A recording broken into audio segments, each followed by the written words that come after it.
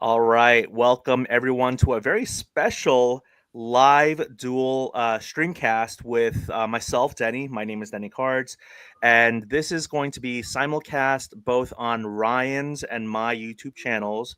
So hopefully you're joining us from one of those two. I'm also simulcasting from Instagram live, but I will not be able to see any of the the comments in the live because with StreamYard, apparently there's some sort of hiccup or inability to do that. So if you want to comment, please go ahead and head over to Ryan's YouTube channel at Mid Atlantic Card Show or my YouTube channel at Denny Cards. And before I turn it over to Ryan, who will, I promise, be doing most of the talking tonight, because he was planning to do this earlier last week, and I was like, hey, why don't we do it live together? So he is definitely more knowledgeable. Neither of us are experts in the tax field, though. So I do want to make that caveat. And I am going to read a little disclaimer, and maybe I will put it in the comments, but I'll just read it out loud first, which is that nothing that Ryan and I will be talking about can or should be construed as legal or tax advice. As with everything regarding the legal and tax field, please consult a professional legal or tax advisor to help your individual needs. And that is very important to say because what I do with my taxes, what Ryan does with his taxes, may not work for you. And that is very important to understand. And I do want to give it a little shout out. He is not sponsoring this, but I know that the Hobby CPA is good people in the hobby, and he is an actual professional tax CPA. So if you do have some needs, I'll put that in the comments and chat as well in the YouTube. But I'm gonna turn it over now to Ryan. Thanks, Danny. Hey, I'm just kind of technically not a novice with this streaming stuff, so I'm just making sure that the stream is going on my channel as well. So sorry about that. Just bear with me a second. I think I know we were trying to work this out beforehand, and hopefully it is. All right, says it is. So cool. Maybe. All right. Yeah. Hey, everybody. Ryan, Mid Atlantic Sports Card Show. Met hopefully many of you before at our show in Silver Spring, Maryland. And for those of you I haven't, so I got interested in this subject largely for personal reasons. I needed to figure things out for myself and for my sports cards and my sports card hobby and card shows and all the activity that we've been up to. And I was coming at it with a little bit of background myself. So I actually am a tax lawyer, but I don't practice in this area at all. I'm not focused on I don't help individuals with filing individual taxes or tax planning or businesses really. Kind of focus on tax legislation and tax law and tax policy stuff. But I was really interested in all of these topics. So we're going to dig in and we're going to talk about some of the biggest issues that I think that people need to be thinking about in sports cards. With their hobby, with their business, with the job, with the sales that they're making and the income that they're bringing in. I just kind of say from the beginning, in addition to the disclaimers that Denny put out, is that taxes are extremely fact specific. So we can talk about general rules and general concepts and rules regarding what's deductible and what's not deductible and everything. But where the rubber really hits the road is when you apply that to your own situation and your own specific facts. And everything in tax is extremely kind of facts and circumstances specific. So that's why in addition to kind of getting a big picture thoughts on how some of these issues work, why it's really important to look at things from an individual perspective and get individual advice as well. So I think we got some slides. Danny, are you managing those? Can we crank those up? Yes, indeed. Right. Everyone should be able to see on their screen we have some slides here. This is all created by Ryan. I took a look at them beforehand. Really good. Really good.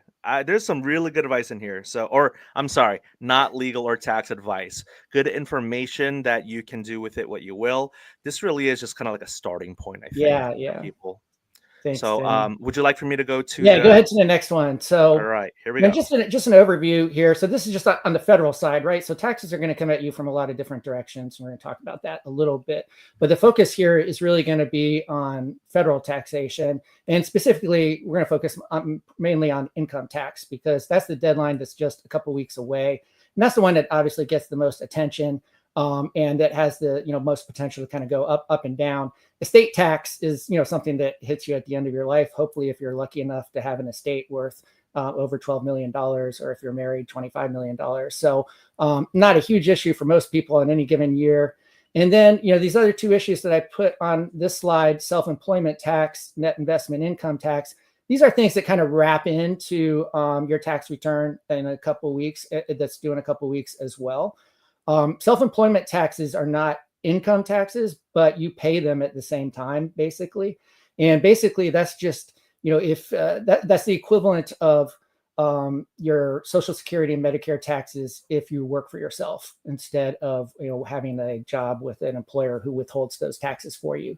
So one of the biggest surprises people get, especially in like things like sports cards and other businesses that they start up or they're operating themselves, is they're thinking, all right, well, I'm like in a 20% tax bracket or something. Well, actually, you're going to get whacked with self-employment taxes as well. And those are 15.3% of like the first $180,000 you earn or something like that. So self-employment taxes add up really quickly. And they, if you don't plan ahead, they're gonna create a big bill for you at the end. And then the net investment income tax, that's not technically part of the income tax, but essentially if your income's over a certain level, like, I think it's around $250,000 or so, this kicks in on capital gains. So if you sold cards for a significant gain, whether it's like short-term or long-term, this is going to add an additional almost like 4% to the tax that's owed on those. So it's coming at you from a lot of different directions, but those are the basic federal taxes to think about. And then Denny, you want to jump in? Denny, of course, jump in with any point. I'm just going to keep Man, I'm going to be. I but will be absorbing the information that you're sending our way. yeah, One thing I did want to ask, yeah. and this isn't about sports cards and taxes, but going back to this first slide about you were kind of talking about the income taxes and the brackets. We're not here to give any legal or tax advice, but factually, just talking like facts, we in America, and again, this is maybe I should have said who this might help and who this might not help. Anyone outside of the U.S., this really won't help, right? We're talking about the United States federal tax system. We're talking about, people who are engaged. Again, we're going to get into the whole hobby for profit, intent and all that. But when it comes down to it, if you don't sell cards, if you are literally a collector, you are someone who loves to just buy on eBay or buy at shows, and you just like to collect, and you've like really never sold a card, or maybe if you have sold a little bit, which again we can get to in a little bit, this isn't for you, right? I mean, this is for people who want to make this into a main business, side business, some type of transactional side of the hobby, and within the United States of America, right? Yeah, that's totally right, Denny. Although I would say as a collector, you're accumulating something of value. And so you need to be thinking about what's going to happen with that when either you do sell it or you gift it to somebody or you die and you pass it on to your heirs. Those all have tax consequences. So yeah, if you're not selling anything, there's really nothing to tax. But Right. if you're just a collector, but you are accumulating wealth. And so the government's going to want a piece of that at some point, most likely. I hope we're all accumulating wealth. I hope these cards aren't going to zero like a lot of Yeah. not a lot, but there are some think piece people out there who are trying to argue that ultra modern as it's going to all go to zero, which I don't really believe, but that's a whole nother story for another time. We do in the United States of America have, I hope I get this right, it's like a progressive tax system where like some people, and again, just dispel this myth, some people think if you make a certain amount of money, all that money is going to be taxed at like that higher tax bracket. That's not true, right? I mean, let's just kind of get that out of the way. Yeah, absolutely. So you may pay a high tax rate on your last dollar you earn, but your first 100,000, 200,000, 300,000, whatever, is going to be taxed at a much lower rate. So it's like your tax rate ramps up as your income grows.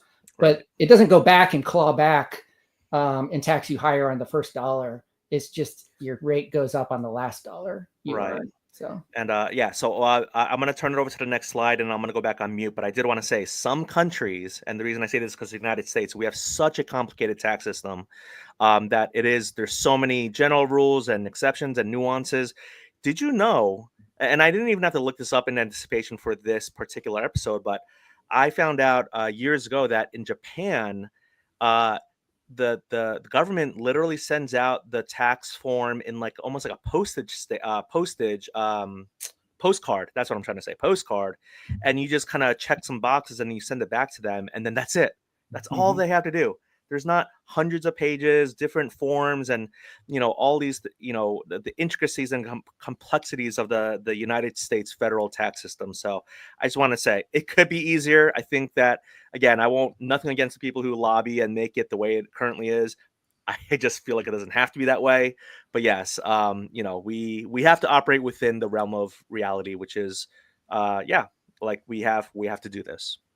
Yeah, Danny, that's a really interesting point. I would say, most all European countries, they do your taxes for you basically, and you get like you said, a return at the end of the year, and you basically, I think you sign it, or maybe do some small stuff, but for the most part, they're doing it all for you. I don't think that's necessarily a good thing, because Oh, it isn't. Oh, in case they do something wrong. Well, yeah, I mean, you're basically kind of over a barrel at that point too, because they've withheld the money from you throughout the year, and then they send you a thing at the end of the year that says, "Hey, this is what you owe." That's true. So here at least, there's a lot of things we can do, and we're going to talk about them. Tax planning, tax strategies, tax stuff to try and minimize taxes as much as possible. So yeah, people complain about the complexity of taxes, but it can work to your advantage. Pros and cons. Absolutely. Okay, I'll stop talking. Next slide. Here we go. Oh, good. So yeah, this slide's just I said that taxes come at you from a lot of different directions. Federal income tax is just one of them. State and local. Most states have an income tax. Just about all of them have a sales tax. I host shows, and in Maryland, I pay admissions and amusement tax for every person that comes in. It's like an excise tax. I think it's like 7% on ticket sales for people coming. And it's actually applied whether or not there is a tax that kicks in even if they're not paying for their tickets. So they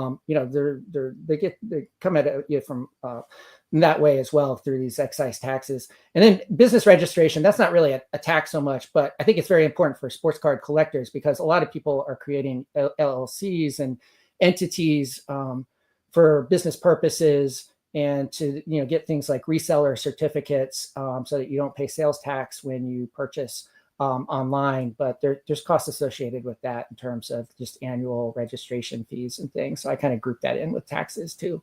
I'm not going to spend any more time on this state and local stuff, but just wanted to highlight it. Absolutely. Yeah. So this has been really interesting. One of the things that has jumped out kind of doing this research on collectibles is that the Congress, the federal government, it really kind of frowns on collectibles as an asset class. So I wrote here kind of the headline: collectibles second-class citizens since 1981. And basically what happened in 1981 is Congress said, you cannot include sports cards and it didn't say sports cards. You cannot include collectibles in an individual retirement account. And then they said that they were concerned that it was diverting retirement savings into collectibles that do not contribute to productive capital formation. So my only point here is that there's a bit of a bias in the tax code against collectibles to begin with. So and that kind of goes back to it's been around, that issue has been around for a while. And so that's something that we just have to kind of deal with in the hobby, is that it's not perceived as something that's contributing economically in the same way that other businesses and activities do. And then fast forward to 2017, so the big tax bill, first year of the first Trump administration. Generally, people think that this was just a massive tax cut for everyone, except as my headline here says, except for the hobby, right? And this is very underappreciated, but In 2017, Congress repealed the personal deduction for hobby expenses and hobby losses. That's not the technical term for it. It's called the miscellaneous itemized deductions. But basically, that includes all of the kind of deductions that one would take for activities that do not really constitute a trade or business or something you're engaged in for profit. So you used to be able to deduct all the kind of costs that go into participating in the hobby, at least against your hobby income. And up until 2017, you had to do that. It still had to cross some thresholds. It had to be more than 2% of your income in order to deduct those miscellaneous itemized deductions. But it definitely for sports cards and hobbyists, and not just sports cards, but really anyone that's kind of engaged in like that kind of collectibles, different types of collectibles. The 2017 tax bill was a bad deal in that way, at least. So, Oh man, we we should rise up. Second class citizens. How dare Congress do yeah, that to us? I will say this: that expires. Well, first of all, I think everyone thinks the tax cut, the big tax cut, is going to be extended. But if it didn't, that would come back. So, in theory, if everything got bogged down and they weren't able to extend the 2017 tax bill, the deductibility of hobby expenses would kick back in 2026. So I just thought that was kind of, interesting. Well, Congress and bogged down. I've never heard those two in the same sentence ever. Right. All right. So should I go to the next slide? Yeah, sure. Okay, here we go. Oops. Okay, so I said that collectibles are kind of like a second-class citizen in the tax code, and for that reason, Congress subjects them to a higher top capital gains rate of 28%, as opposed to other types of investments, stocks, bonds, and stuff that has a top capital gains rate of 20%. So, capital gains tax is basically not the income you earn from operating a business. It's the income you earn from holding an asset for a period of time, kind of like as an investment or for appreciation purposes. And there's lots of different things people hold that they hope and expect to appreciate. But collectibles are taxed at a higher rate. So it's not really a big issue if you're not in a really low tax rate, because your ordinary rate will kick in first. So if you're at a lower rate, if you're below 20%, they're not going to push you up to 28. They'll leave you at the lower rate. But if you are in a higher tax bracket, then you're subject to a higher tax rate on collectibles than other investments. And so this bottom line is just, these are what the current rates are on like your job, on your wages and ordinary income. There's a 10% bracket, 12, 22, 24, all the way up to 35. So, and those change over time. That's where they were set most recently in 2017. Yeah. I'm glad you said that, because I was going to ask. So those are percentages, and that goes back to what we're talking about with the progressive tax system, where your first, again, I don't know what the number is, but you're not taxed at 35% the entirety of your income if you feel like you reached the next tax bracket. Yep. Okay. All right. Sounds good. I will move on to the next slide. Yeah. Before I do, there's some good banter going on in the comment section. I read it all, but I'm not uplifting any of it, mainly because this is kind of like thank you so much for the people who are commenting. It's just that I should have said this. This is not like the hobby hangout per se, because we're not bringing people on screen. We're not going to be doing too much of like the silliness. This is kind of like, again, kids can be here if they want. I'm not your parents. The thing is, I won't be bringing up anyone up on screen, and I won't be uplifting anything that doesn't have to do with this particular topic. But if you do have genuine, real questions, I'm glad to bring them up. You do have a following there, though, don't you? You've developed. I've watched it grow over time. The Snickerdoodles community, Denny. I don't know if you should or should not say that, Ryan. I cannot What? advise you either way. I don't know what it is either. Oh, It's just okay. I didn't even realize it had another meaning. I I guess don't I'm know. yeah, okay, all It's right. language evolves just as quickly as this federal tax system. I don't understand what's going on. Okay. So, all right, I'm Yeah. gonna go back on mute. Let's go to the next slide. Yeah. Yeah, so they don't actually include sports cards explicitly in the definition of what a collectible is. It does refer to any work of art. So, some people say a card is a work of art. It does refer to an antique. So some people say, well, if you got a really old card, that would qualify. But there are people that take the position that sports cards, certain sports cards are not collectibles. And so it's not a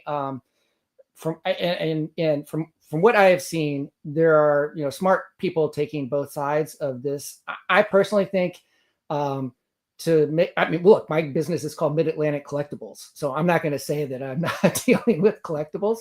But technically, the tax provision does not specifically refer to sports cards, and it is considered an exclusive definition. So the categories that are in that definition doesn't pick up other stuff unless the Treasury issued regulations, and they've proposed regulations, but they didn't do final ones, and sports cars have never been picked up. So, I mean, I don't want no need to really spend a bunch of time on this, other than to say, like, there is a debate out there, and reasonable people are coming to different conclusions about whether sports cards are collectibles or not. But I think if you have something that is clearly aesthetically pleasing card, you could call it a work of art. If you have a really old card, it's called, might suggest is like an antique. And so I think the safest thing is to treat cards as collectibles.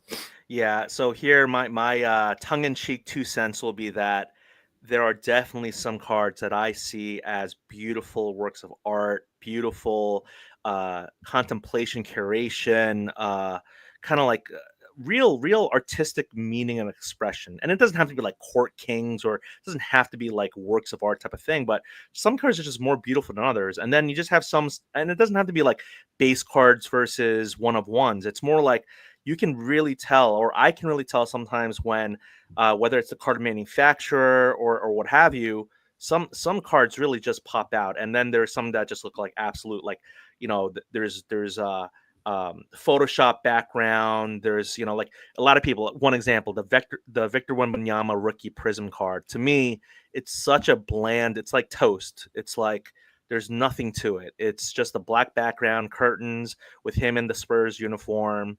What? And again, it doesn't have to be licensed, unlicensed, but to me, it's such a basic card. Yeah. So this is a veer off track, Denny, but do you have an opinion about things like Project 2020 and Project 70 and like these art cards? Great. Yeah. I mean, I think that I've never collected any of them. My short answer is I think they're really cool. There's something for everyone, and there's certainly some great artists out there. The tops now. I think Chuck Styles created the LeBron James one where he scored 40,000 points. I bought like 20 of them, and I just thought they are. He hand drew it, and it's beautiful, and there's some very, very impressive people out there with super talented things. That said, some people, when they create their artwork, unless it's picked up by a card manufacturer, like they're kind of like card art, like they're custom cards. They're like not pack pulled, right? Like shout out to Tommy, the card carver, but he doesn't have, like, he handcrafts, creates each card, as opposed to it being like an actual trading card that could be pulled from a even like say a Project 2020, which I hope he does do that type of project. But yeah, I mean, there's so many little, as you can tell by my answer, there's so many like exceptions to the exception stuff. Yeah. Yeah, I don't know if you remember, I brought in a sketch card artist to Mid Atlantic show, and I've learned that this is like a really popular thing, is they do these one-of-one sketch cards and then insert them into packs and stuff. And there's a ton of these people that do these cards. I don't think they get paid very much to do it, but some of them, become very popular and, have pretty good values associated with them. I just think they're very cool, but it's a big, I think, like, I know about them in Star Wars. I think they're in like other things like Marvel and stuff like that. I don't know about trading card games, but Um, Not yeah, sponsored by Saturday Morning Cards, but hey, shout out to them from 2 weeks ago. They do have sketch one of one sketch cards. There are people who do the sketch. Like I've met some great card artists. I've mentioned Tommy, Chuck Styles. There's also like Sunday Andy Friedman, and I hate to say even more because like piggy banks with his. The people who collect piggy banks, they think absolutely, even though it's not pack pulled, like those pieces. He doesn't even like to call them cards, I think, but like they fetch 4 or 5 figures US dollars. I mean, it's absolutely incredible. yeah, yeah. It's Yeah. cool. I like them a lot. Yeah, very impressive. Shout out to all the card artists out there, just making some beautiful artwork. Really, absolutely. So, all right, so we're gonna go on to the next slide here. Thank you for the people in the chat as well. Nothing to uplift so far. That's about this topic. I'll say that. Okay, I mean, here's the key issue really for collectors, hobbyists, people in sports card business. Are cards for you? Are cards a hobby or a business for you? And the basic core question is: Are you doing it for fun? Or are you doing it, or are you doing it for profit? But of course, for many of us, we would say we do it for both. And so then it becomes really. This is going to become a really important question that I'll kind of explain why. Well, reasons why it matters, you can see on this slide. Business expenses are deductible, and hobby expenses are not, as we kind of talked about, especially post 2017. Business income qualifies for additional breaks. In particular, it's called Section 199A, which is basically, corporations got a huge tax cut in 2017, and small businesses were kind of like outraged. Hey, where's our break? And so Congress at the same time gave this deduction 199A to small businesses, self-employed, partnerships, LLCs, et cetera. And it's basically wipes out 20% of your business income. So it was done basically to kind of provide some parity with what corporations were getting. So you only get that. You wouldn't get that for your hobby income. You'd only get that for your business income. But as I kind of started out with back on the first slide, business income does subject you to self-employment taxes, and those are big. So there's no deductions from self-employment taxes. They kick in on the first dollar you earn. There's no like standard deduction or credit against them. You basically pay 15.3% on your self-employment income up to a certain amount, just like you would on your wages. You pay your payroll taxes for Social Security and Medicare. It's the same concept. So that's why this question is why people focus a lot on what am I? Am I just in the hobby, or do I have a real business here? So I will say, kind of again, half kidding, tongue in cheek. As soon as you started saying payroll and Medicare, Social Security taxes, I saw the viewership number drop by one, just one. But it was funny. I saw I thought it was like coincidental. No, thank you to the people who are watching this live. I will try to make it live. No, I will try to make, at least on my end, it replayable on podcast. So you may be listening to this on Spotify. Some people reach out to me saying they like the live, but they can't really catch it on Spotify. Like unless you have a YouTube Premium membership, you can't watch it like in the background while you're like driving or at work. So they do like it on podcast. So I am going to try to put this up on podcast form. That said, a lot of the information are on slides. I think Ryan's doing a great job of reading what's on the slides for you to be able to follow along without having to have the visual aid. But yeah, like this is a really interesting slide to me because that first question is so important. Are cards a hobby or a business or both? And then I think that's like very important. And then the second part is kind of like a little bit more harder to digest because, in my head, I was like, wait a minute, is 199A, is that like a typo of 1099? But it's not. It's its own separate thing, 199A, because I'm so familiar with Form 1099, which is what you would get again, like if you hit a certain threshold in eBay, PayPal, and electronic payment systems and things like that. So, but that's I'm learning here too. 199A is for a 20% deduction. Again, all factual information, not tax advice. I'm so sorry. I feel like I have to keep saying that. Yeah, and Denny, 199A is the tax code section. So that's tax code section. Yeah, not a form. Yeah, tax right. code section. Yeah. Got it. So business income subject to self-employment taxes 15.3. Why is it 15.3? But then again, why is anything point anything to the 10th digit, I guess. So, you know. Yeah, I mean, I can tell you where that comes from, but I really put our audience to sleep probably. But yeah, I mean, basically, you pay every paycheck you get for your job, you pay 7.65% in payroll taxes, and your employer pays 7.65, and combined that comes out to 15.3. Yeah. And we could break that down even more. 6.2 is Social Security and 1.45 is Medicare. But now I'm really. But it's so amazing how it's so amazing how they get down to the 100th decimal point, not even the 10th. Like we're talking like 6.25. I mean, it's like so.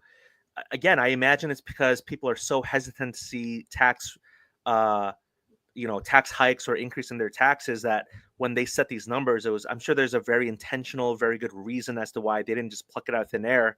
But I know people are very sensitive to taxes, the price of gas, the price of eggs now, right? I mean, everyone is so, when it comes to these certain particular things, I think people, we all collectively kind of like our hairs go up on our necks because it just immediately, we kind of, it's almost like a shock to our systems. Definitely. All right. Should I go to the next slide? Sure. Okay. Okay. So yeah, now we got to get into, this is the key, like we said, this is the key determination. Are you in the hobby or do you have a business?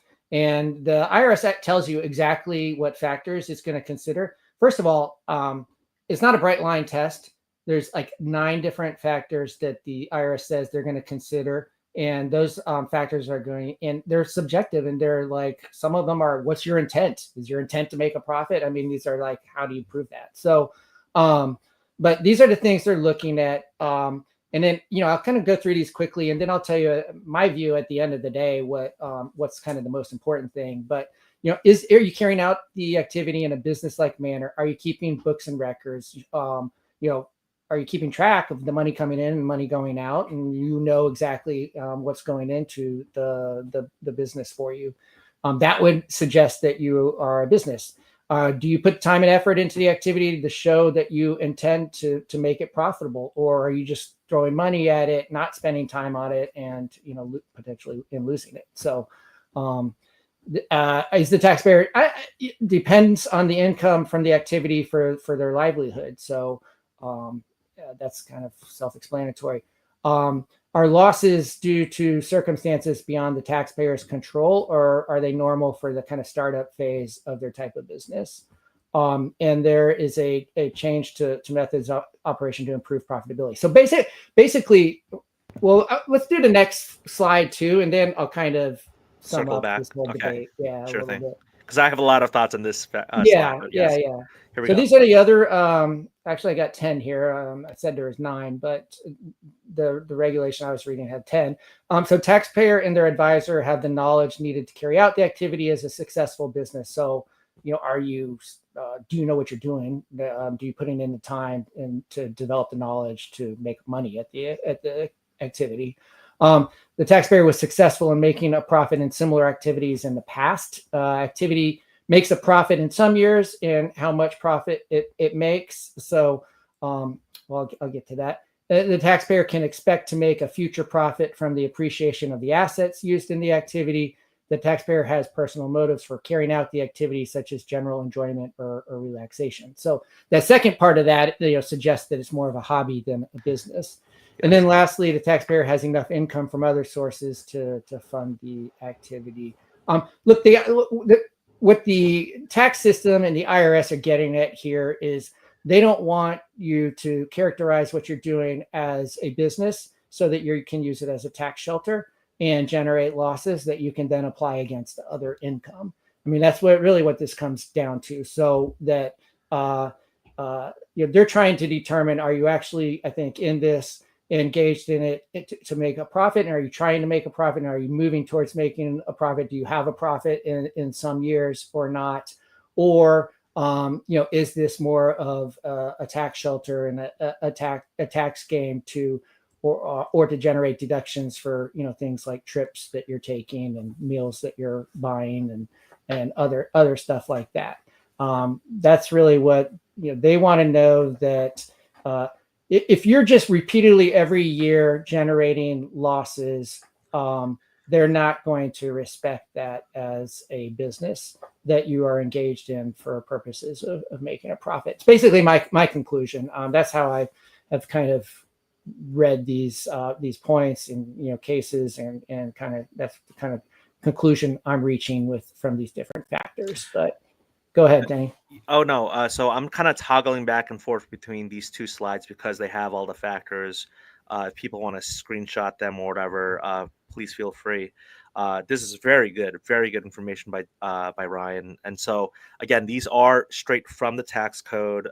You can find this on, what is it, irs.gov also, or like, I don't know, Google it and all that stuff, right?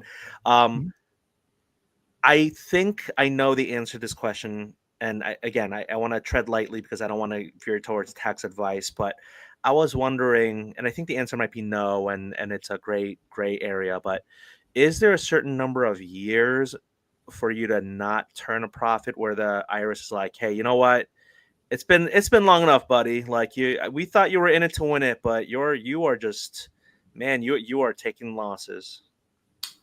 Yeah, so great question. And there is something called the presumption period, and if you generate, I'm gonna not do all the specifics on this, but Sure. basic concept is, if you generate a profit for 3 out of 5 years, then you get basically a presumption that the IRS would have to disprove, rather than you having to prove you're in a business. They would have to prove you're not in a business, and you Oh, can basically get this 5-year period where, as long as in 3 of those 5 years you're demonstrating that you were profitable, then the presumption is that yes, you were engaged in activity that was a trader business.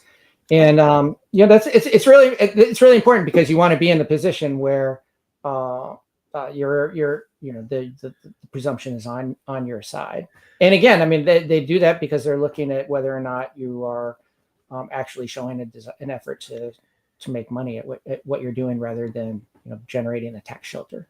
wow, wonderful. I got a real answer. I didn't think that I would, but it seems like, and that I imagine is information that you've known from the website, and it's not tax Yeah, advice. no, Three out of Danny, there's a form you can fill out to okay. get that for the 5-year period. And in fact, like, they won't really even test you during that period till you get to the end of the 5 years. So you can basically fill out a form, and you get kind of a 5-year runway, as I understand it. And then they'll come back and examine your situation at the end of that Oh, period. nice. So I imagine a lot of startups, or whether it is cards or food or tech or whatever it is, the most losses or the most business expense will be coming in the front end of those 5 years, year one, year two, and then maybe you start turning a profit. So it can be any three out of those 5 years. Like, it can be some amazing, I don't know what it is, like an angel investor, or maybe not, that doesn't even apply in this case, but maybe you just knock it out of the park and you start making income, and you derive income, more profits and losses. But then maybe near the end of 5 years, you can, maybe you're buying more, you're buying more active inventory and all that stuff. But I would imagine for most people, it is the beginning part is where you're going to incur the most expenses, I imagine. Yeah, I think that's right. Yeah. And just to be clear, I mean, you don't have to have a profit in 3 of 5 years. Doesn't mean you're going to fail the test. You could, if you can prove that you're working really hard and there's a lot of investment costs up front, but you're headed toward in the right direction, and I think you can still, prove that you're in a business. It's just an easier way, I think, to go about doing it, Yeah. if you're Oh, and clearly profitable in those three. awesome. Thank you, Ryan. And also, I did want to note one thing. Again, there's some people who are in the chat. Thank you so much for being here. Um, there is a difference between just being a sports card, say like vendor or seller, and then like there's this whole other aspect of the hobby where you're like a content creator, which I'm more of. And I gotta say, there is a whole difference with that because there can be expenses incurred with, equipment and like, including like the StreamYard account, like having this, $20 a month.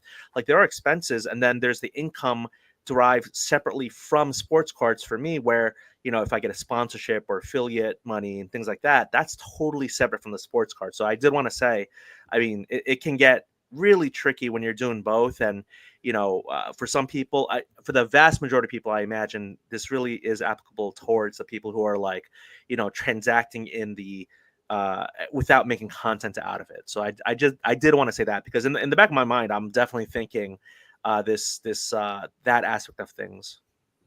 Yeah, Danny, to your point, there's a whole set of questions about can I combine these activities? So is my content creation and my selling cards and my hosting shows, is that all one activity, or are those three different businesses? And what I've concluded from looking at this stuff, because I've looked at it from the context of a show promoter, and can I group all this different stuff I'm doing together? Is that they're pretty flexible. I think my sense is that the IRS is pretty flexible in terms of grouping if it makes sense, and so generally, and I think generally you're going to want to do that. It's probably going to be in your interest to kind of have it all aggregated together. Not always necessarily, but like in your case, I think it would all of your Yeah. hobby activities would be like one business. Right. So long as I'm not veering into the food vlogging and the mukbangs and the travel vlogs, I guess. So I'll keep it about cards. Yeah. Okay, awesome. Should I go on to the next slide, or should Sure. we hang linger a little? Okay, here we go. Here's the next slide. I'll go back on mute. Yeah. So still sticking on hobby versus business. So interesting. I looked at some of the court cases in this area. And the presence of personal pleasure or recreation from an activity may indicate the absence of a profit objective. But, and this is a quote from the case, a business will not be turned into a hobby merely because the owner finds it pleasurable. Suffering has never been made a prerequisite to deductibility. So point there is that you can enjoy being in the sports card, doing sports card activities, and that doesn't mean that you're not a business, that you're a hobby. The IRS understands that, people, I think they understand that you go into activities because you're interested and you enjoy them, not exclusively for the profit aspect of it. And then the second quote is from another case here. And we were talking about the startup stage. The fact that a taxpayer incurs a series of losses beyond an activity startup stage may indicate the absence of a profit objective as to that activity, unless the losses can be blamed on unforeseen or fortuitous circumstances beyond the taxpayer's control. So, basically, I take from this, there's more leeway kind of in those early startup periods, but to continue to have a complete absence of profits going forward, unless there's just like some crazy circumstances beyond your control, that's going to raise red flags with the tax system. So I feel like the tax court is bearing into my soul here about card collecting and prices. Suffering has never been made a prerequisite to deductibility. Oh my goodness, suffering. Yes. Yes, the yin and the yang of the hobby, just the love and the hate we get. I do want to ask about this unforeseen or fortuitous circumstances. Like, are there some examples that the tax code or the IRS gives as to examples of what that kind of means? Because I'm kind of curious about that part. I haven't seen. I mean, they probably are. There probably are some in case law and stuff like that. I mean, I would think it would just mean, if this is, like a hurricane or something. I mean, it's just kind of the kind of things that wipe out your business that aren't because you were doing the things incorrectly or wrong, but because of external events outside of your control. So we're not talking about like market, like pump and dumps and market fluctuations. Like I kind of asked that tongue in cheek a little bit, but like, yeah, I'm just kind of wondering, like, we know that cards go up and down all the time, right? And there are, people lose their shirts, like injuries to star, like prospecting, how much money have people lost on Mac Jones and Bailey Zappi, right? Things like that. Yeah, I mean, I think to some degree bubbles are expected, and people. I don't know that they would treat just Foreseen. They are a bubble foreseen. as an Yeah. unforeseen and fortuitous circumstance. I think they Got it. would, say, of course, there's going to be bubbles and like crazy assets like cards and collectibles. I mean, they don't have any intrinsic value in and of themselves. They're just kind of worth something because we say they're worth something, really, kind of. Man, I would love if the tax court came out and said in like a 2024, 2025 decision, Mac Jones was a terrible investment, or like Mac Jones is beyond the taxpayers' control. He is a terrible, terrible player, and the people who are still trying to see if he can play. I think what is he on the Niners now?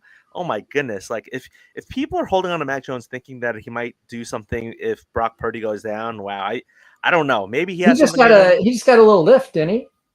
He did get a little lift in No, value. I thought I saw that someplace that his cards got a little boost or Oh yeah, something. I imagine it's because he left the the shadow of Tom Brady, and I think he's in the Niner system. I could be wrong about that because I'm not like 100% sure on everything football, but yeah, I'm sure he's a backup quarterback in a different system, and maybe that people think that that portends that potential for something to happen next year. Mm-hmm. So. Well, tax court, thank you so much for those wonderful quotes. Should we linger on this one or move on No, to the go next? ahead. Yeah. Okay, here we go. Yeah. Next slide. Okay. So sticking with this hobby versus a business, I thought this one was really important. So because I think this is one that a lot of people can relate to, which is building a collection while occasionally selling cards is not a business. At least in this specific tax court decision from 2001, the court held that the activities of a taxpayer who collected sports memorabilia, and he did this, I believe it was decades, hoping the items would eventually appreciate in value, selling only a few items sporadically, basically continuing to amass a larger and larger collection over time. That did not rise to the level of a trader business. So yeah, I mean I think that is something that a lot of people can find themselves in. They are collectors. Maybe they will sell a card here or there, but their collection just kind of keeps growing growing on them. So I could see that being a very interesting that operative word being occasional selling, right? So it's like occasional. What is occasional? I'm sure there's a lot of leeway and there's a lot of people who are going to argue it both sides. mm-hmm, One question I have though is because when I think about occasional, I'm thinking temporal, like time. It's like, the number of times you sell a card. But then again, so that's one way to look at it. But then the other I think about is that threshold, right? That the ever changing threshold between 2024, 25, and 26, where it's going to go. I think the numbers are 5,000 to 2,500 to 600, right? So what if you sell a card? What if you literally sell? So Ryan, again, not tax mm-hmm, advice, but just a hypothetical out there, just throwing this out there. What if you sell one card the entire year on eBay? You're like you're building a collection. You're a rainbow player set team collector, and but to fund the hobby, instead of consigning with a consignment firm, like, and I'm not going to name any of them because they didn't sponsor this, but instead of going with someone to consign, because some people do that to avoid the whole taxes stuff. But let's say in your own personal eBay account, you sold one card for $3,000. That meets the threshold for, I mean, for $2,500. Let's say you sold one card for $10,000. Would that I think that would trigger the 1099. Maybe it won't. I don't know. yeah, we'll get to that. So the reporting by like the online payment Yeah. marketplaces and stuff, that's kind of changed over time and it's continuing to change. But I mean, I guess I'm the honest answer is I don't know. But Yeah. Yeah. my guess would be that they're going to be primarily focused on what is your situation this year, what's Yeah. your situation the year before, what's your Right. situation next year, and in that year, did you have more income than expenses? And if that was one sale, maybe that's fine to be just one sale as long as your expenses were underneath that amount.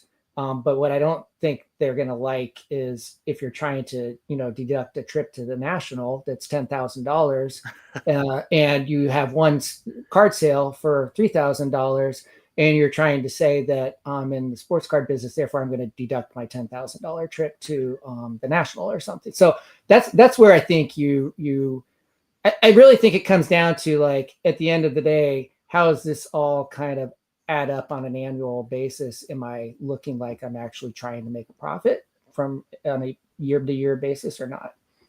That's a really interesting insight. Thank you for that. Really appreciate that. Yeah, for sure. I mean, I don't know if it's right. Oh no, there's no right or wrong. There's no. Yeah, This is not advice. This is not tax advice. We're yeah, just yeah, talking. We're just two yeah, friends talking about the yeah, tax yeah, yeah. code. For people to kind of view. I gotta say, no questions in the chat. Again, I wrote this in the chat, but I see that all the kids have left. Okay, There are people watching. Thank you for the okay. people who are here, who are watching live. But it is funny. I do not see the kids in the chat talking about all the things that kids talk about. So Mhm. we have successfully weeded out the under 18 crowd, I think, with this. But Yeah, hey, there could I be mean, some I don't kids. know. I mean, Yeah. I'm not even going to say the word because I have apparently it may have some dual meaning. I don't know. So, Yeah, this the cookie, a sugar cookie with cinnamon in it. Yes, we don't know what that really means, but that crowd is gone. The cinnamon okay, sugar cookie crowd. okay, So good. we got the hobby versus business. Again, intent is really important. What you just said is so vital. Is like, yeah, just because you sell one card, you might go over that numerical threshold. But what are we talking about here? Like, are you really trying to make a profit? Like, are you in it to, I'm just keep saying in it to win it, but Mhm, are you someone, kind of going back to this because I do have control, mhm, are you carrying out this sports cards activity in a business like manner? And are mhm, you maintaining accurate books and records? Just one of many factors. Not, I just, the only reason I'm even reading that one is it's the first one, but I like that one a lot because mhm. the business like manner is interesting. So, all right. So, should we move on to Yeah. this slide right here?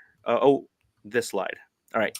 Yeah, so I think this is important because whoops, I saw some inaccurate information on this online, and I actually spent a long time trying to drill down and figure out what the right answer here is. So suppose you're not in a trade or business, you're just a hobbyist, and you need to report your hobby income at the end of the year. What do you actually report?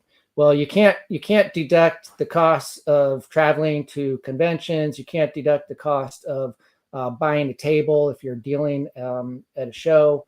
But you can still, and I think this is a little bit underappreciated. You can still deduct the cost of goods sold when calculating your hobby income. So this is from the actual Treasury regulations.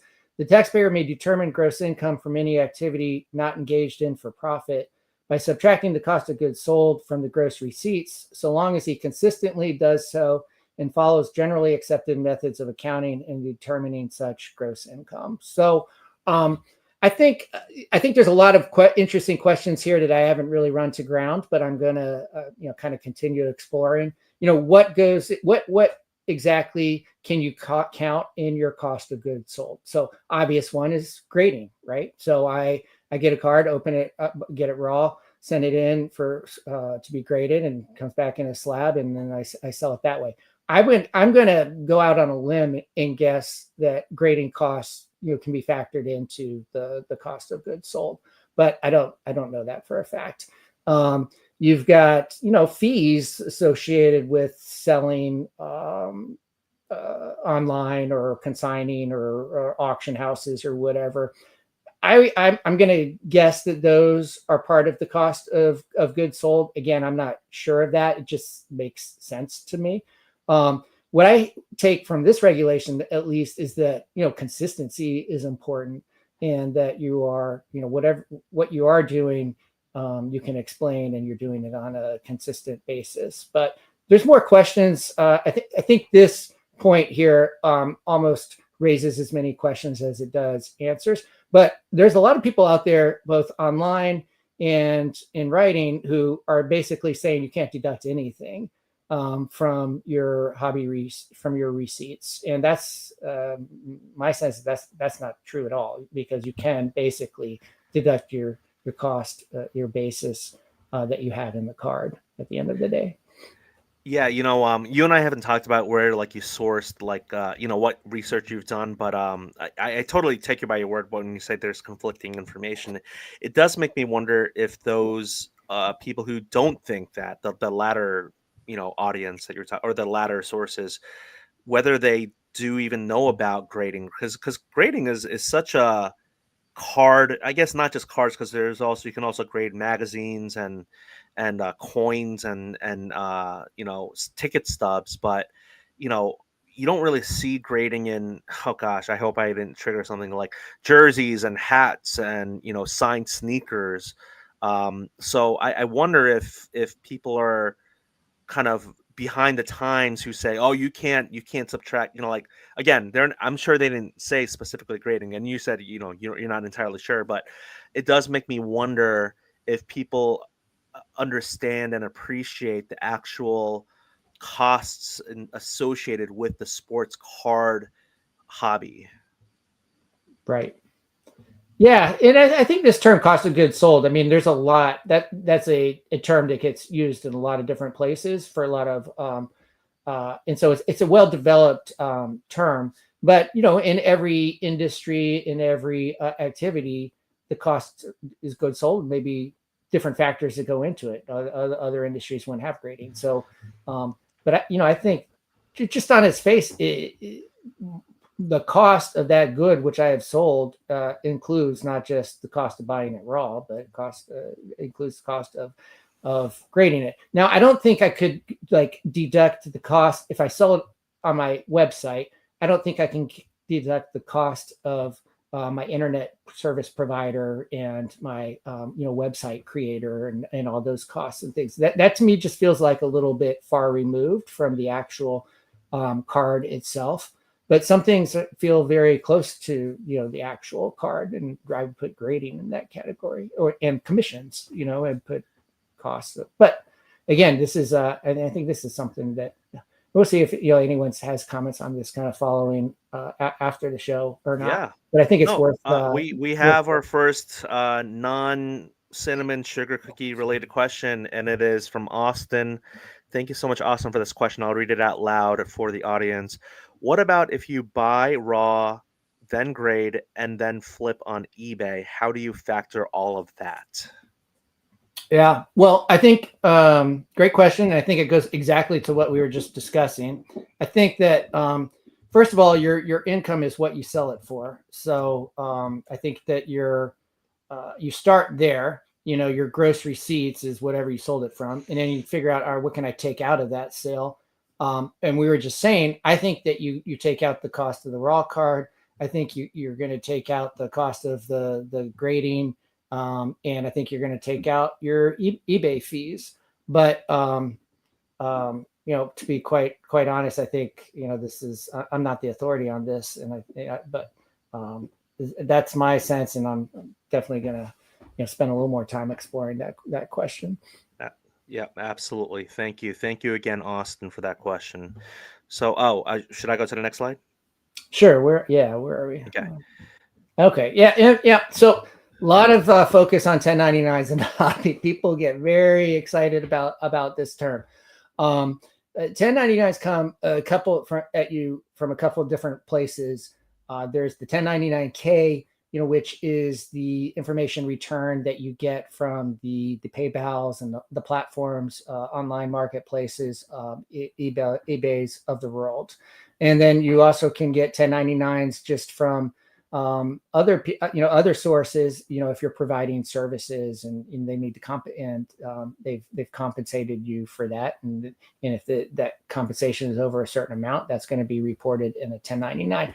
The 1099 does not determine whether or not you owe taxes or not. You may very well owe taxes even if you did not receive a 1099 on a sale.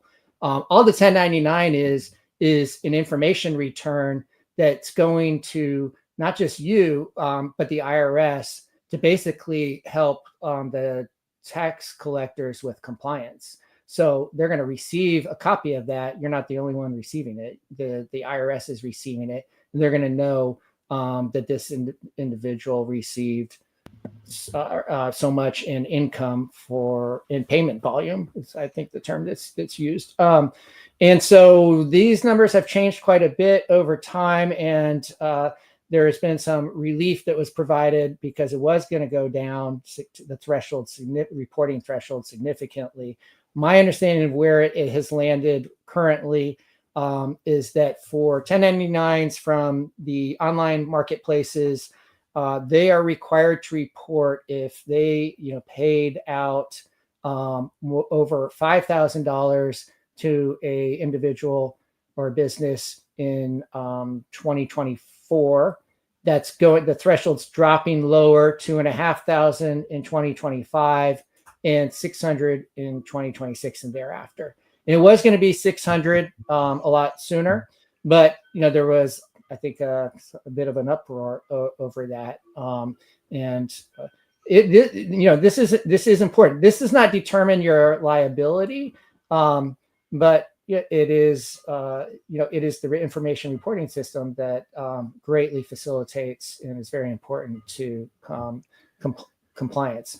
I would never tell someone that just because you don't receive a 1099, you shouldn't report the sale of a car. You should report it regardless of whether you receive a 1099 or not. But that's what's going on here with these. Thank you so much for that. There's a lot of what did you say earlier? It was like in the beginning, you're like, there's a lot of interest. I mean, this stresses people out. It really does. It's not always bad, but I know that, again, just when it comes to finances, people they don't teach this stuff in school. They just don't teach it in K through 12. They barely teach it beyond that. Again, I'm talking about the U.S. I don't know how they do it in other countries, but it's so complicated. People's eyes just glaze over this stuff, and I will admit, like, when it's difficult, and so you sometimes you just don't know where to start, and that's why maybe I will put it up in the chat and link it. But if you need help with things like this and you want it from he's not cheap, and he's not, you get what you pay for, but the Hobby CPA is just one source that you can go to, and he may be able to maybe answer some questions for free, but sometimes you just don't know where to even start, right? And so this is really good information. Again, just kind of like Ryan, like, I know we're not done here, but you're crushing it. Thank you. Yeah. So Denny, thank you. Appreciate it. Something to think about with these 1099Ks. So the 1099K says how much money you were paid through the marketplace. It doesn't say anything about the cost of goods sold. So it's basically like the receipts, but obviously you sold a card and you had some costs associated with selling that card. So it's not like I got a 1099 for $10,000. Oh my gosh, I have to, my income is $10,000 more than I thought it was going to be at the end of the year. No, your 1099 is the revenue, and you're going to subtract from that what it is, the cost of what it is that you sold to get your actual income. Yeah, absolutely. And that 1099 NEC I have as a content creator, I'm glad to say it's almost like, I actually had that in my notes here that I wanted to say. It's almost like it's like the upcharge email from PSA. It's like a double-edged sword. It's like a curse and a blessing. Like, you don't want to get it, but also it means good things. Like the PSA upcharge email, it's that you actually graded, you got a PSA 10, right? And it's like, it means good things. So in this case, at least for me, it's like, wow, I got to, I had the honor in a way, and also a terrible thing, but gift and a curse, that I earned enough money through being a content creator that I got a 1099 NEC, where I was able to, and again, if you're an eBay seller, like, that means you actually, at least for year 2024, you sold more than $5,000 in cards or whatever it is, collectibles, to get that 1099K, right? So I think it's a good thing. Yeah, I mean, well, what's the alternative? The alternative is you don't sell anything. So, no, and for you, nobody watches you and you don't get paid anything. So no, it's a badge of honor, right? I Yeah, mean, you badge of want to honor. get 1099s from all these places because it means you're crushing it. Yeah, no, absolutely. So, again, that PSA email, we all, well, again, some people really may have never received it, and that just means, they haven't had the pleasure of getting that, surprise PSA 10 for a card that was maybe like close to the declared value threshold. So, thank you so much. Anything more on the 1099 NEC, whether it's for me or other people to share about? Not for me. Okay. I think we're on the last one. I think, or Yeah. maybe, So yeah. so before I get to the last one, so for someone who's not a content creator, like what are there any examples of what could trigger that 10 to 9 NEC? Because I know you didn't put this in for like me and all that, which I thank you for if you did. But Um, um, yeah, well, I think if you're doing autographs, that's a oh service, yeah, not yeah, yeah. a. It doesn't. I believe it doesn't go to someone who's selling goods. It generally goes to a Services, service providers. So people that are I don't know providing consulting services or consulting, yes. brokering card transactions or Mm, whatever. I don't know. Uh, what else do we pay people for in the hobby? I'm not sure, but most of what we do is buy and sell cards. But right. I'm sure that there's other So services. real autograph signers like Gary Clark and Santana Moss, not when Denny Cards starts charging $600 per one of one auto. Here the threshold. But no, I totally get it. Those are some really good examples that you just came up with off the top of your head. So thank you for that. Yeah. Okay, here we go. Last but not least slide. All right. Well, this is important, right? So kind of tax strategies for people and things you really need to, I think, be focused on going forward. And one is hopefully obvious, which is just really be carefully track the cost basis. By basis, I mean basically the cost of acquisition for cards, and then what you add to the card too. So put all of that into your cost basis in the card, and that basically is the thing you would then subtract from the receipts from its sale, and it's a lot of work. I have to confess I'm not great at it. But to really maximize and be as safe and careful and diligent as possible, you want to really keep track of your inventory, what you paid for it, what you sold it for, and this is whether the card is an investment Hmm. or a long-term thing that you're just going to hold till hopefully forever, or it's inventory that you're looking to flip. Either way, the cost basis is very important. So that's one thing. Should Denny, you jump in. I'll keep going on these, but don't hesitate jumping. This is one that I found really helpful, which is maintaining a separate bank account and separate finances. It kind of does the division between personal and business for you.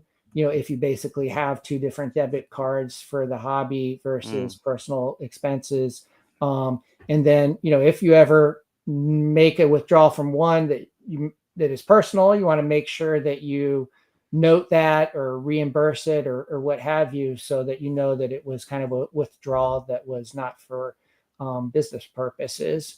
And just keeping separate accounting of, if you want to be in the business and not just in the hobby, how you be very serious about maintaining separate finances. um, Creating a business entity. So I think this is also really important for similar reasons. I know in a lot of cases, to get that separate bank account, you have to create in many states. I think you need to create an LLC in order to create a business bank account. Um, uh, or, and or sometimes vice versa. You need a business bank account to create an LLC. But I think you can also do things like, I said I wasn't going to talk about state and local taxation, but sales taxes. You can get a reseller license. but you generally have to have a business entity in a LLC in order to do that. And basically what that means is if you're buying goods on eBay or other platforms, and you're going to be turning that purchase around and reselling it, you don't have to pay sales tax on your purchase. You would collect sales tax when you sell it, and in fact, that would be done, by eBay for you. But you can give eBay a reseller a certificate, and they will add that to your account, and your purchases on eBay will not be subject to sales tax. There's been, other people have done. I've seen others do pod or videos on this, so this is not a secret that's out there. But it is really, if you're a flipper, I mean, I would consider this critical, because it's really going to save you a lot of money. Sales tax adds up pretty quickly, and margins can be pretty small. Consider incorporating. So this kind of goes against the grain. For years and years, people thought, oh, it's a really bad idea to create a corporation. They get taxed twice. You get taxed on the corporate income, and then you get taxed when you take the money out of it. And for a long period of time, I think that was true. But I think the script is flipped on incorporating to some degree today, because the corporate tax rate is much lower than it used to be, and it's way below the individual rate. It's 21%. And the other thing is, you do not pay self-employment taxes on corporate income. So you're not dealing with that 15.3% either. Now, if you're planning to take money out of your business and use it for yourself and personal purposes and things, then you're going to pay a second tax.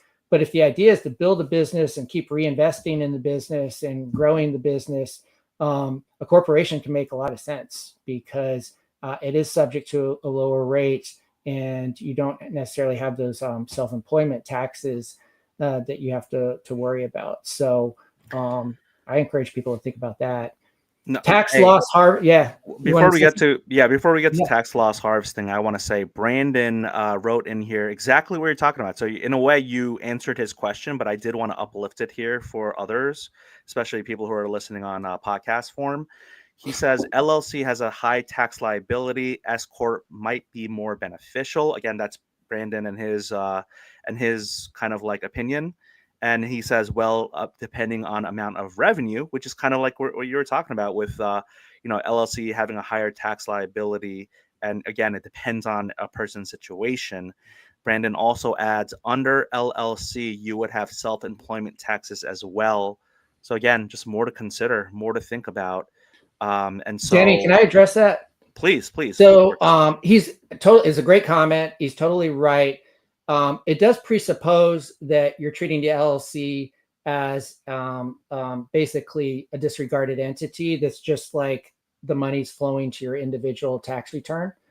You can elect to have your LLC treated as a corporation. So when I create an LLC, single member LLC, generally speaking, I think the default and the most common case is that that money in the LLC is going to go through the LLC to me on my individual tax return, and I will pay self-employment taxes. But that's not required under the tax code. I can check a box and treat that LLC as a corporation. So I don't have to go through the process of creating a formal state C corporation, which is like a total nightmare and lots of cost and legal fees and bylaws and certificates of incorporation and all this crap. But I can create an LLC, which is a very simple little thing, and I can check a box and have it treated and taxed as a corporation. So he's right. If you do treat it as a disregarded entity and the money flows down to you, you do pay self-employment taxes, but you can also do the corporate route. Oh man, disregarded entities. I am okay. So Brandon, I am going to uplift this, and again, I'm kind of like speaking on behalf of him out loud, and then I want to get your take on this or your opinion. He says, have the LLC owned by your S corp, and you own S corp. Yeah, so S corps are another option, and it's kind of a little bit of a different beast. S corp, you pay at the individual level. there can still be self-employment taxes in the case of the S corporation. I think that it's a little bit easier to do the LLC route and check the box and have the LLC taxed as a corporation, because you get the benefits, get those benefits, and avoid some of the negative stuff. S corporations are challenged a lot. Like the IRS does not like when they don't pay self-employment taxes. So because there's a lot of money that, I don't know if you, these things like called like the John Edwards loophole, and I think Newt Gingrich loophole, and these people that had S corporations, they weren't paying, basically they weren't paying self-employment taxes. They were treating like all the money that flowed through as a distribution from the corporation. But the bottom line here is there are a lot of options. My only point is I wanted to say was like the script has flipped a bit on corporations, and there are benefits to being incorporated because the tax on those is really low, and you can avoid self-employment taxes, and you just keep you reinvest, and you just like keep growing and growing. I think that's what a lot of these startups in Silicon Valley and stuff do. I mean, I think that's the Tesla story, Microsoft, they don't take profits. They always reinvest back into the company. Yeah, they got founder stock, and they got like billions of dollars in founder stock. They never pay taxes till at the end of the day. Maybe they just pass it on. Yeah, like a triggering event is I just know that term. So I wanted to, before I ask or before I uplift one more thing from Brandon, and because this is really good. I thank you for the interactivity and the good questions and thoughts. Clearly, there's a lot in here. My question though is, it's not an either or. It seems like then, like you have here these tax strategies. It's not that you create business entity like an LLC or consider incorporating. You could actually do both. Again, depending on your tax situation and all that. Yeah, I think that there's arguments. I mean, I think every person's situation is going to be different. Yeah. And I think that these different. In many ways, our system's very good because we have a lot of optionality. We have a lot of ability to elect different routes for how we want to do business. And I know a little bit about outside the country, and a lot of these other countries don't have that flexibility. So it's pretty good. I mean, that now, I mean, it's tricky. You got to figure this, you want to talk to a professional and figure this stuff out a little bit, but they're good ways to kind of to set up your business. Absolutely. Okay. So Brandon here, I'm going to just read it out loud, and then we can have one more little back and forth. And then, we didn't have a set time for this. I wasn't sure if we could go over an hour, but I mean, knowing my knowing my inclusion of things, it always does seem to go over an hour. So here we go. Brandon says you can pay. So if you do own your S corp, have your LLC owned by your S corp. Brandon is saying you can then pay yourself W-2 from S corp and then take profit distributions. And then he says if you're going to deal cards full time, it can also be beneficial to have W-2 income for when you want to buy a car or other things, as opposed it would all be 1099. But then he finally he says to end that, he says definitely no one size fits all, and I think that's the main thing to get out of this. But did you want to talk about anything he said before that? No. I mean, it's thoughtful comments. I'm sure he's put a lot of thought into this, and definitely right about S corps and pay out in a couple different ways. They do wage distributions, and they also do profit distributions. And so there's a lot of different pieces of this. Smart guy. That's all. That's all I'll say. I mean, it's fantastic that we have some knowledgeable folks within the hobby and always sharing out, what's worked, what hasn't, experiences, right? More than advice is good to do. So I think that's fantastic. So thank you so much, Brandon, for that. And people who are saying hi in the chat, hi as well. Thank you guys for being here. Should we move on? Oh, is this the last slide? But we didn't get to the last three. Yeah, we didn't get to the last three. So this next one is not unique to collectibles or cards. This is something that really anyone that invests in markets or assets appreciates, which is the idea of tax loss harvesting. Basically, simple concept here is if you have capital gains and you're going to owe tax on those gains at the end of the year, and you have other assets that you have not yet sold, but have a built-in gain inside, a built-in loss inside them. So they've gone down in value. The idea is sell those before the end of the year, and you can net your loss against your gain. That's tax loss harvesting. So you're basically eliminating your capital gains tax by selling an asset that has a loss and applying that loss against the gain. If you don't want to sell that asset that has, or the card, the sports card that has the loss, you're not able. One thing you can't do is just sell it and buy it back the next day. They wrote specific rules to prevent people from doing that. They're called the wash sale rules, like wash the loss, I guess, and repurchase it, wash and rinse. I don't know. There's something there. Yeah, no, that's interesting. Yeah, no, that's very cool. Yeah. You know what's really coincidental timing is before you even started talking about tax loss harvesting and like what you just mentioned, Goat Sports Cards wrote in the comments in the chat. I asked a friend who owns a shop how he does his taxes, and he told me he pays 10K a year for a firm to manage everything for him. And then here's the part. He says he did say his business is set up for no inventory at the end of the year. It's called kicking the bucket for a later date. And I thought that's like incredible timing with what you're talking about. Yeah.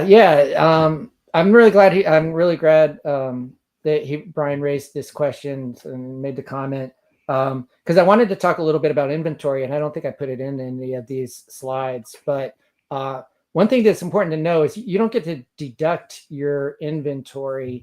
If I go out and buy a bunch of cards and I don't sell those cards this year, it's not like I get to deduct the cost of those cards on my tax, on my business Schedule C, my business return at the end of the year. Those are inventory, and those get deducted when the cost of those cards get deducted when it's actually sold.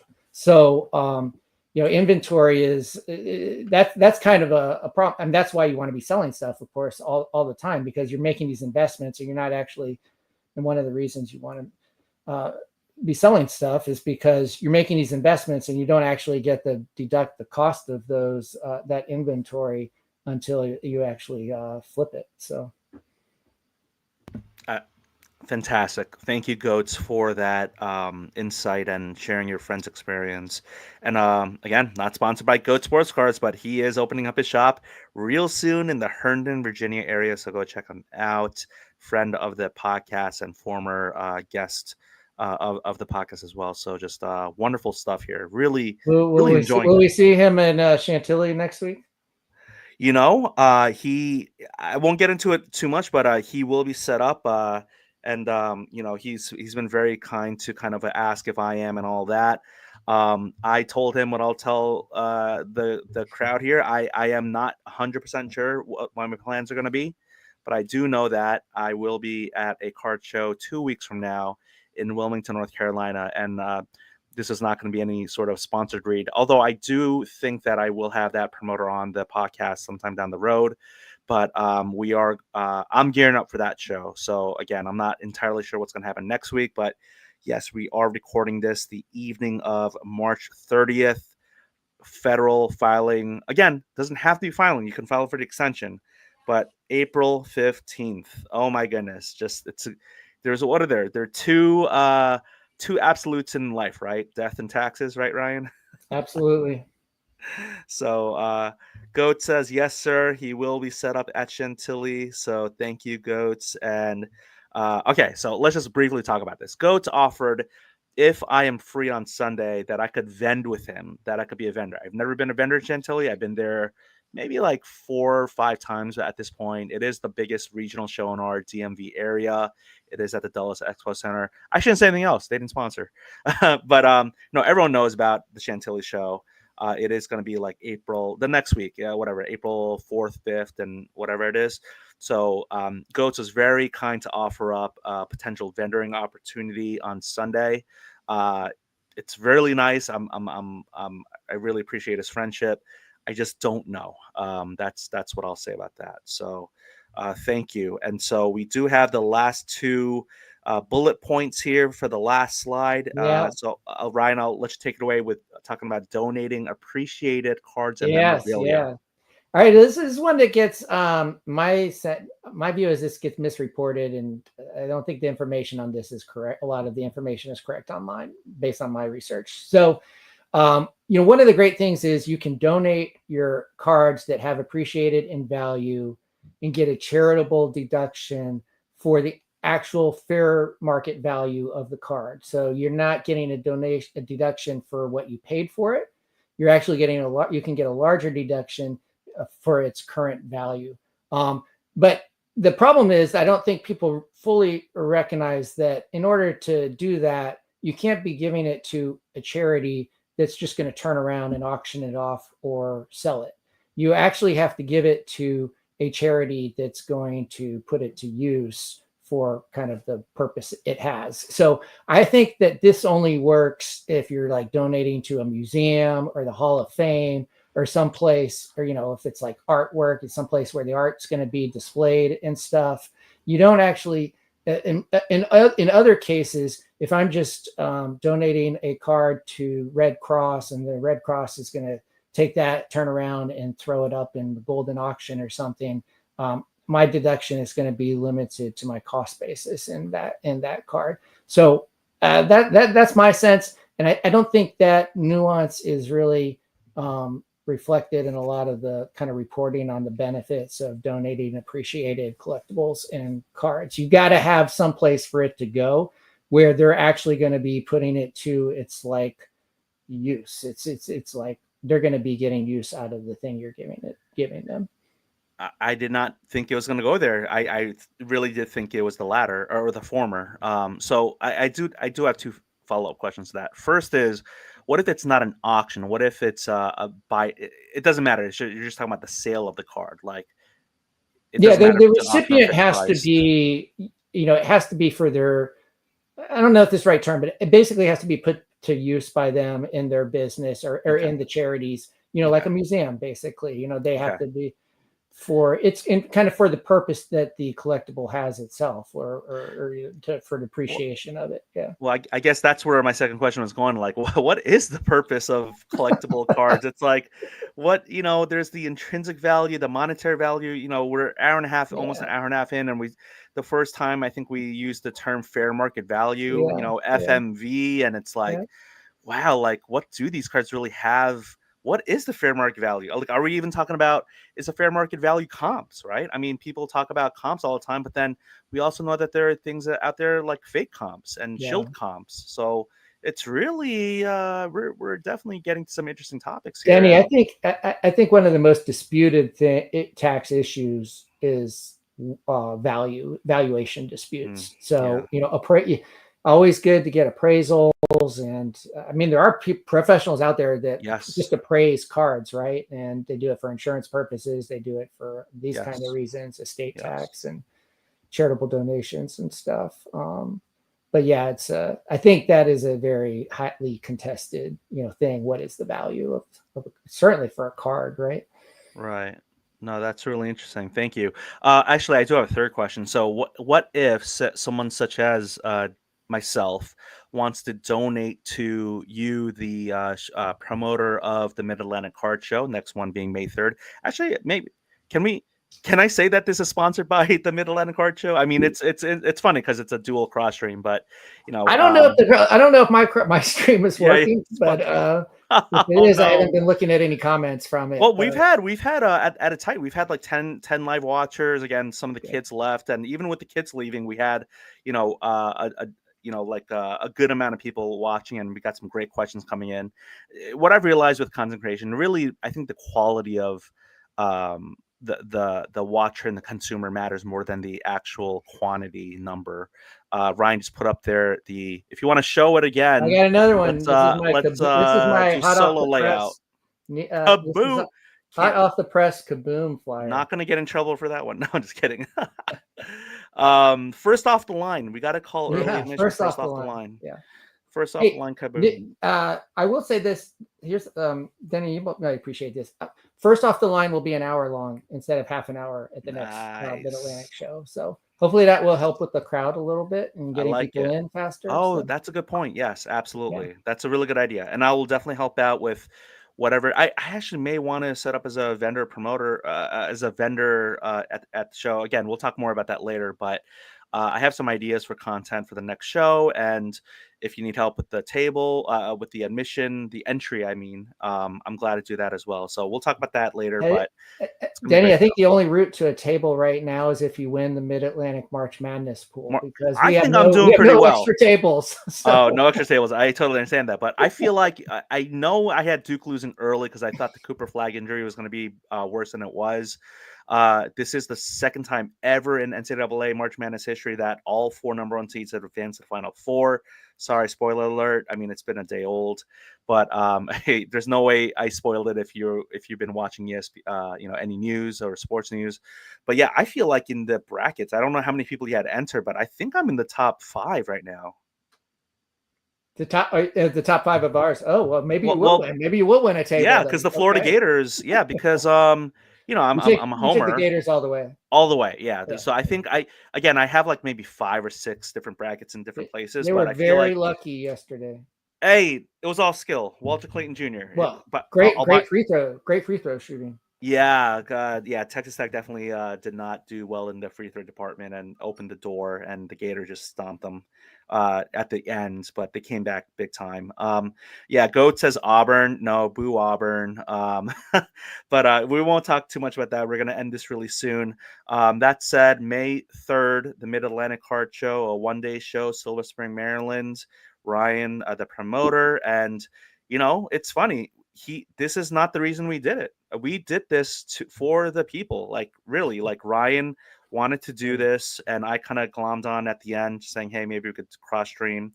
But that's a really awesome postcard. Adrian Dantley will be signing autographs. He's gonna have to get a Form 1099 NEC. So Demi, the jury is out on basketball signers. We're going to see how that really, goes. We know the oh, Redskins are very popular. they You don't see a lot of basketball signers at these local shows, but he was a big in my. I grew up in the '80s. He was a yeah, big deal. So yeah. I'm excited to have him. We'll see. Oh no, absolutely. I mean, basketball is my wheelhouse. That's my jam. So absolutely. So if I donated a card, so yeah, I want to get to this question before we do the last step up in basis. If someone such as myself or Goats wanted to donate a card for you to give away in your giveaways, would that be considered donating appreciated cards and memorabilia, or no? Because even though there was an auction or fixed price, it wasn't held in a museum type of setting. Well, as much as I would like to say that we're a charity, Mid-Atlantic Show is not a charity, so it would not Okay, be a deductible donating. Got it. contribution. But I think there is potential business expense deductions to giving giveaways. For example, like if you give a giveaway and then I'm going to kind of plug your business and your table, your shop, or whatever, then I think you can argue that giving that to the show served a marketing and business purpose for so Oh, you would be okay. taking Marketing. I mean that you're going to get an opinion. I probably want to talk to somebody else about this, but I think you can make Absolutely, an absolutely. argument that is a solid, a legitimate, ordinary, necessary business expense and part Yeah, of yeah. means of marketing to get the word out. The, the argument could be made. The Yeah. advice. This is not hard and fast advice or rules. Again, with a lot of this, I like the way you put it, Ryan. There's a lot of flexibility, and it seems like there are some people who benefit from having, like we. I think a lot of Americans, we just get so upset at the thought of these multi-billion-dollar corporations not paying any taxes, but they find all the loopholes. They have tax departments. They know how to game the system, and it's sometimes you have to pay for that expertise. These tax departments aren't doing it for free. They're getting paid a handsome amount to make sure that they pay as little as they legally are able to. So, Yeah, yeah. absolutely. Yeah. All right. So the Last last bullet bullet. point. Here we go. So this is not unique to cards, but it's a certainly important one for anyone with a big collection, which is If you donate, well, if you leave your cards to your heirs, the built-in gain that has accrued on those cards basically resets, and there is no tax that's owed on the built-in gain.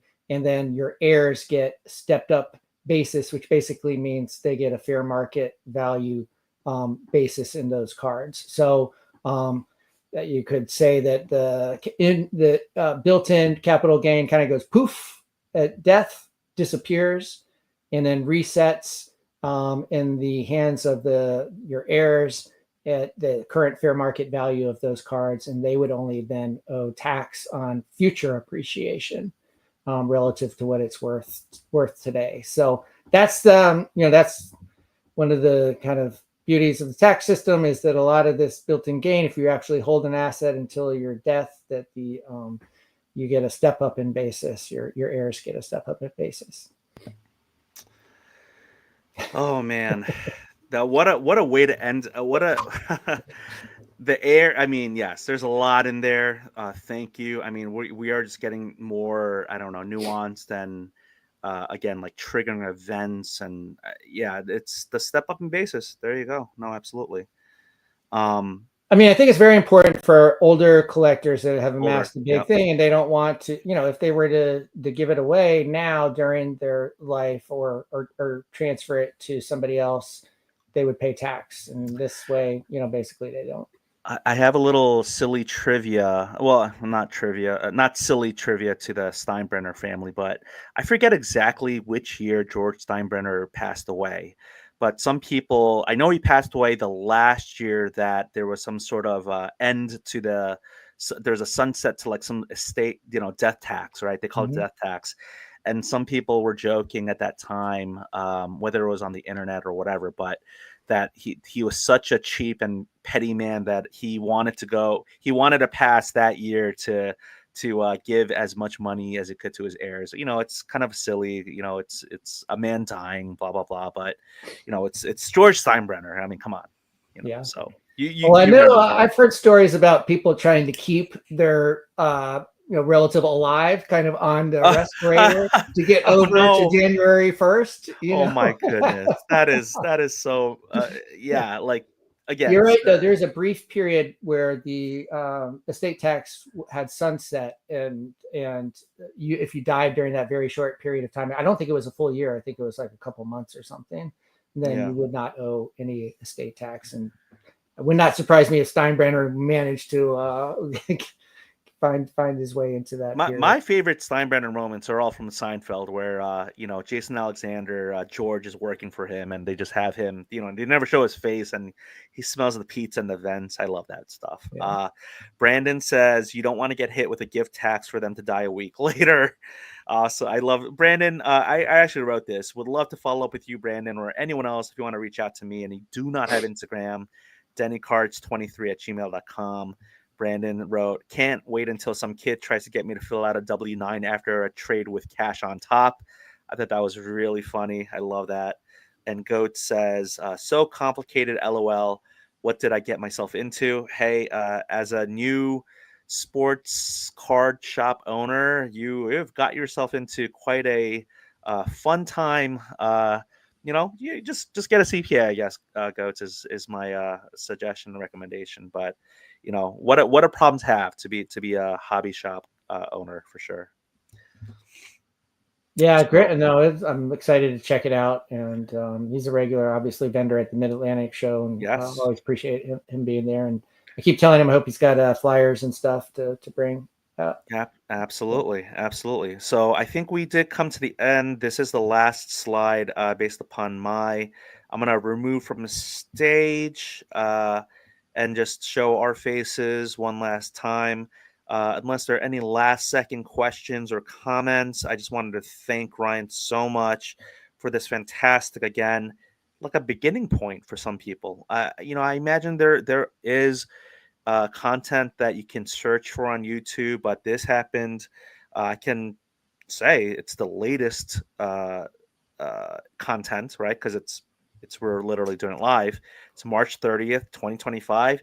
2 weeks from the federal filing deadline. Again, either file the return or file for the extension. Austin says thank you and appreciate the live stream. Good stuff.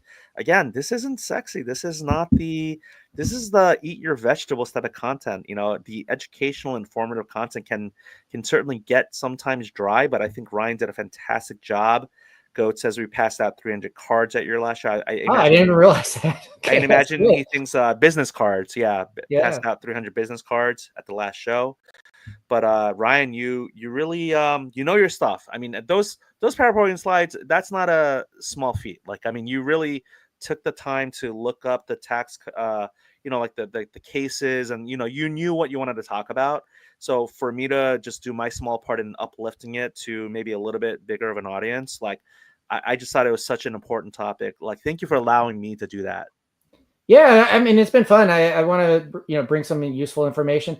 And the show's grown, Denny, so I got to be on top of this stuff myself. Like I have to figure things out, and I like to figure them out myself rather than necessarily pay someone else to do it. So, it's been fun trying to navigate these things. I do have to take issue though, Denny. You have freed up my evening because I was going to watch the games on recording. So the two games from this afternoon. So and I No, had managed to not find out the results of those, but that's okay. no. That's okay. I have I'm other so stuff to do. sorry. I spoiled it. I I, thought they I were didn't think I was going to be able yesterday. to get through this without some discussion of the game. So that's Oh, in the yesterday chat or was something. the. So Oh my gosh, yeah. yesterday was Florida's game. I am so sorry. I It just came at the realized very end of the show. it. No, I didn't. I It didn't tell you in did. advance, so that's all right. No, you did tell me earlier last week that you recorded something to watch. Yeah, But yeah. you know what? I gotta say this. I am I know some people do it, right? TiVo Nation and all that. Like, I cannot watch pre-recorded. Like, if I know that it was live, like I love basketball. I can't even watch like old clips. Like, even if, like, you know, maybe it's like documentary and it's like clips of a game, but like, you know, you can find old footage of like full games of the Jordan Bulls, right? And it's like I just can't get myself interested enough to actually watch full games that are not pre-recorded, even if it's like from decades ago or from like an hour ago. There's something about it where I think sports is the one thing where it really is such a water cooler thing where everyone tries to watch it at the same time because it is live. Talk about like live theater, live drama. It is the one thing that we can still hold on to that's not like a streaming service and binge watching. It's like it's live. Danny, that is all very true. I would only say, do you know how much time you can save when you don't have to watch the commercials in a Commercials. sporting event? Yes, Especially that a is basketball true. game or a football Yeah. game. Oh my gosh, I can cut it down from like a 3 hour deal to like an hour. So, It yes, that is very true. but you're I, right. There is a water cooler aspect to trading messages and stuff with people you who are know, this is watching the why game. sports is such a huge TV deal, right? It's all four major sports and including wrestling and NASCAR and Formula One, whatever you want to call it. Like live sports is so they pay so much money in TV rights because again the commercials, right? I mean, they pay for that because they know that they can get the advertisers to pay a lot because they know that it's like a other than the Ryan McCormicks of the world, people are just fixated on their eyeballs are on the screen. So we do before we end. I just gotta say, Goat said Pistons and Timberwolves had 7 ejected tonight in a brawl, so you can tell that this is live. I am gonna have to check the replay on that. My guess is, man, I mean I mean Malice at the Palace, like that was like 15, 17 years ago, I guess at this point, but uh, why is it always the Pistons in some capacity? The Bad Boy Pistons, Malice at the Palace, and now tonight. So I'll have to go check that out. But thank you everyone in the live chat. Thank you, Ryan. You're fantastic. And again, the last plug, I forgot to put it in the chat. I hope I get his spelling right. The Hobby CPA. See, Coach is talking about the stands. Apparently, the fight went into the stands. That's crazy. James Skorheim, the Hobby CPA. You can find him on Instagram at the underscore hobby underscore CPA. I hope I got that information right because I'm not 100% sure. But go check him out and go with him for legal advice, tax advice. Sorry, legal advice, tax advice from a tax professional. Ryan, um, excellent. Thank you so Yeah, much. it's fun. Fantastic. I learned a lot. I know that. So I think that's it. I'm gonna end the cross dual live stream, and hope you have a wonderful week. And sorry for spoiling the games you had on TiVo. It's all good. It's all good. I got plenty of other stuff to do. So, all All right. right. Thanks, Denny. Okay. Yep. Take care. Bye bye.